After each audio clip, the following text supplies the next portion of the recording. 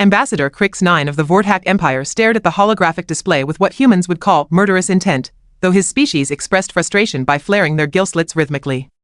8 months. 8 entire months. The trade negotiations with the Terran Federation had been going nowhere faster than a photon torpedo in reverse. Another recess, announced Ambassador Valterra of the Nexus Coalition, her crystalline voice dripping with enough sarcasm to corrode hull plating. How refreshing. I was beginning to think we might actually accomplish something today. The conference room aboard the neutral station fell silent except for the gentle hum of life support systems. Representatives from 12 different species sat around the massive circular table, each looking as thrilled as a Gornox facing tax season. The humans, as usual, were huddled together whispering among themselves like schoolchildren planning mischief. Crix-9's 3 eyes swiveled toward the human delegation. Ambassador Patricia Williams looked tired enough to power down a fusion reactor. Her assistant Marcus Thompson was frantically scribbling notes that probably said "kill me now" in 17 different languages, and then there was that intern, Jake Morrison. 23 Terran years old, fresh out of some university with a degree in xenopolitical studies or whatever humans called their attempt to understand the universe. The kid had been sitting in the corner for months, occasionally fetching coffee and looking like he'd rather be literally anywhere else in the galaxy, including a black hole. Perhaps, wheezed Ambassador Gorth of the Hegemony, his respiratory sacs inflating with what passed for diplomatic patience, we should adjourn for the day and reconvene tomorrow to discuss the same exact points we've been discussing since the Cretaceous period. A collective groan echoed through the room. Well, it would have been a groan if half the species present could actually groan. The silicoid delegate made a sound like grinding granite, which was their equivalent. Wait, came a voice from the corner. Everyone turned. Jake Morrison, the intern, was standing up. Actually standing up and speaking.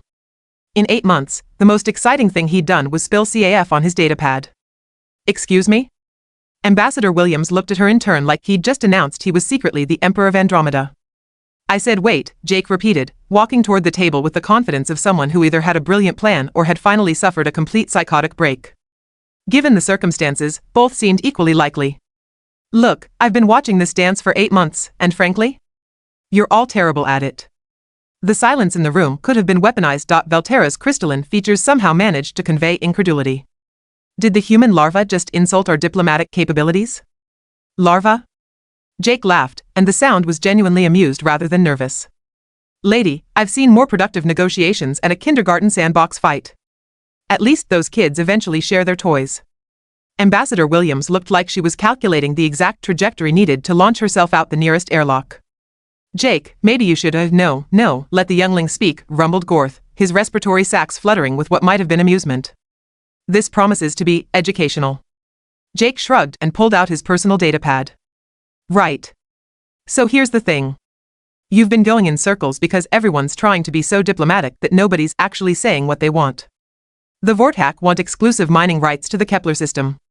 The Nexus Coalition wants guaranteed shipping lanes through human space. The Hegemony wants technology transfers for their agricultural worlds. He paused, looking around the room. Did I miss anything important, or can we skip the next 6 hours of euphemistic nonsense? Crix-9's gill slits stopped flaring. How did you kids got eyes? Jake interrupted cheerfully. Also, your poker faces are terrible. Well, except for you, Ambassador Valterra. Hard to read expressions on someone made of living crystal. But your voice gets higher when you're annoyed, so there's that. The crystalline ambassador made a sound like wind chimes in a hurricane. Preposterous. Is it though? Jake was warming up now, pacing around the table like a professor giving a lecture to particularly slow students. Look, I get it. You're all important people representing important civilizations with important interests. But you know what? None of that matters if nobody gets what they need. He stopped pacing and looked directly at Ambassador Williams. Patricia, with respect, you've been trying to play this like chess when what we need is poker. Poker? The human ambassador blinked rapidly. Jake, what are you? Cards on the table. Literally. Jake pulled out a deck of actual, physical playing cards from his jacket pocket. Here's my proposal. We take a 2-hour break, order some food, and play a few hands. Real stakes, real talk, real solutions. The silence stretched so long that entropy started feeling awkward. Finally, Gortha's respiratory sacs began vibrating in what Crix-9 recognized as laughter. The human wants to solve interstellar diplomacy with gambling? Not gambling, Jake corrected. Negotiating. Just with cards. Think about it. Poker's perfect. Everyone knows what everyone else wants, but nobody knows exactly what they're willing to give up to get it. Bluffs, tells, calculated risks. Sound familiar? Valterra's crystalline form seemed to shift slightly. This is highly irregular. So is sitting in the same room for 8 months accomplishing absolutely nothing while 3 systems remain in economic limbo, Jake shot back. Look, what's the worst that could happen? We waste 2 hours? Because I hate to break it to you, but we've already wasted 240 days. Ambassador Williams stood slowly, her expression unreadable. Jake, you realize if this goes wrong, it could set back relations for years? Decades? Jake grinned. Patricia, we're already there. The Vortak delegation tried to leave twice last month. The Nexus Coalition is considering military action if shipping gets disrupted again. And don't get me started on what the hegemony's agricultural crisis is doing to their domestic support. Crix 9 found himself nodding despite his better judgment. The human intern was right, unfortunately. They were stuck in a diplomatic death spiral, and traditional methods had failed spectacularly. What kind of stakes are we talking about? He asked, surprising himself. Jake's grin widened. Simple. Each hand, winner gets to ask one direct question, no diplomatic doublespeak allowed. Loser has to answer honestly or fold a minor concession. We play until everyone's cards are on the table, literally and figuratively. And food? Asked Gorth, whose species took meals very seriously. Pizza, Jake said without hesitation. Human food, but trust me on this one. It's basically perfect for diplomatic situations. You can't be too angry at someone while eating melted cheese.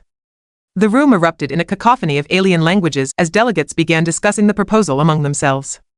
Crix 9 could hear fragments of arguments, concerns, and what sounded suspiciously like excitement from several corners. Ambassador Williams pulled Jake aside, her voice low but clearly audible to everyone's enhanced hearing. Jake, this is insane. Yep, he agreed cheerfully. But it's also the first new idea anyone's had in 8 months. Sometimes insane is exactly what you need. Valterra's voice cut through the chatter. Very well.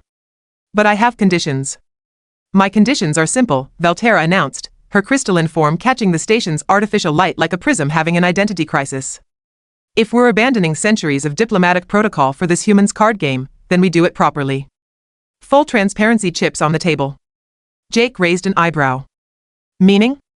Meaning every delegate puts their civilization's actual minimum acceptable terms in writing before we start. Sealed envelopes. If someone lies during the game, we open them and expose the deception. Her voice carried the musical quality of breaking glass. Trust, but verify, as humans say. That's actually brilliant, admitted Marcus Thompson, speaking up for the first time in months. Ambassador Williams shot him a look that could have melted steel plating. Gortha's respiratory sacs inflated thoughtfully. Acceptable. But I too have a condition. We play until dawn, station time. No walking away when the questions get uncomfortable. And I, rumbled Crix 9, insist on using Terran playing cards. My species has studied human gambling extensively. He paused, his 3 eyes focusing on Jake with laser precision. We know about your tells, young human. Jake's laugh was pure confidence mixed with barely contained excitement. Bring it on, Ambassador. Just remember, I've been watching all of you for 8 months. I know when Gorth gets nervous, he stops breathing for exactly 3 seconds. Valterra's voice gets sharper when she's bluffing. And you, Crix 9? Your middle eye dilates when you're holding good cards. The Vortak ambassador's gill slits snapped shut in surprise.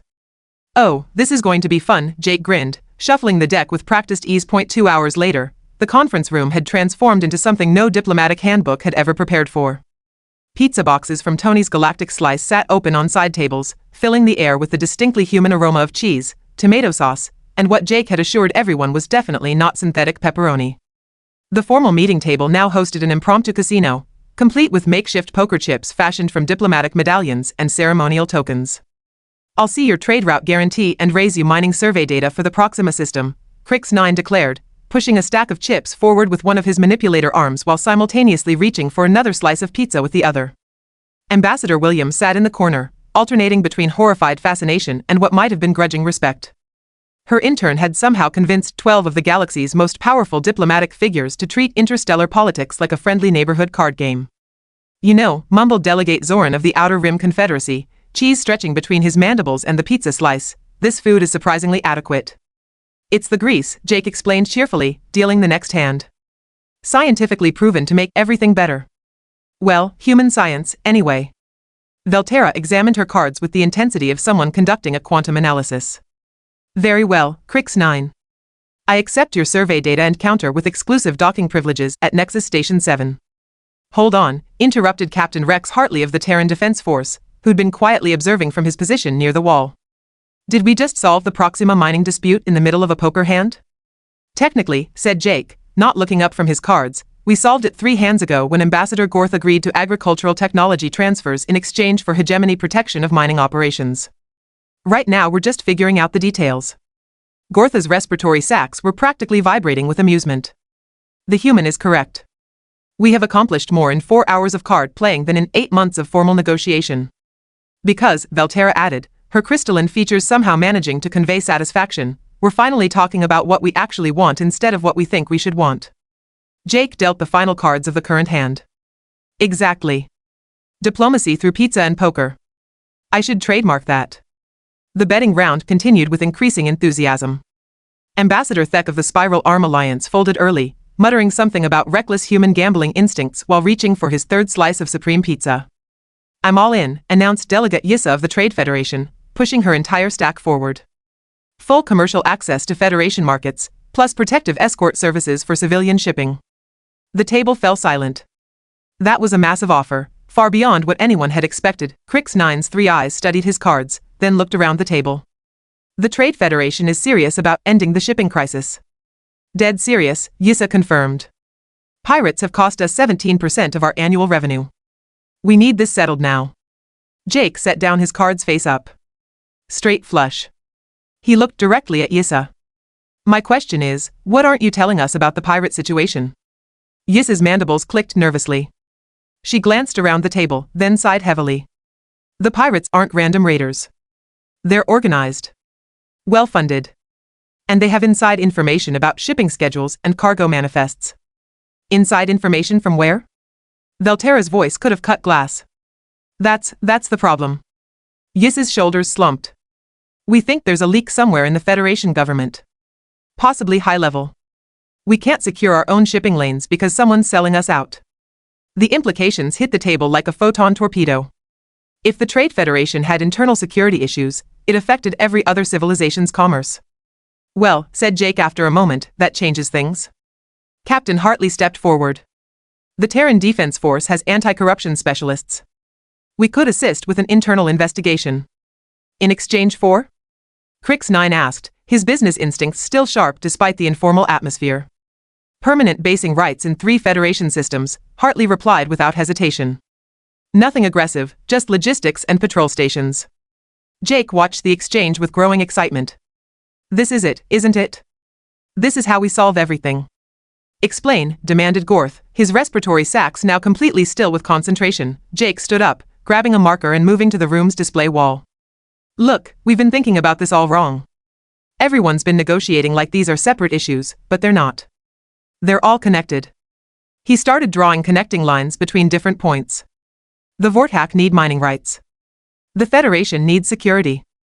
The hegemony needs agricultural technology. The Nexus Coalition needs shipping lanes. Humans need strategic positioning. And? Valterra prompted. And the solution isn't 12 separate bilateral agreements. It's one comprehensive cooperative framework. Jake's marker moved rapidly across the display. Joint operations. Shared benefits. Integrated security. Ambassador Williams finally stood up, moving closer to the display. Jake, what exactly are you proposing? A consortium, Jake said, his voice gaining confidence with each word. The Galactic Commerce and Security Cooperative.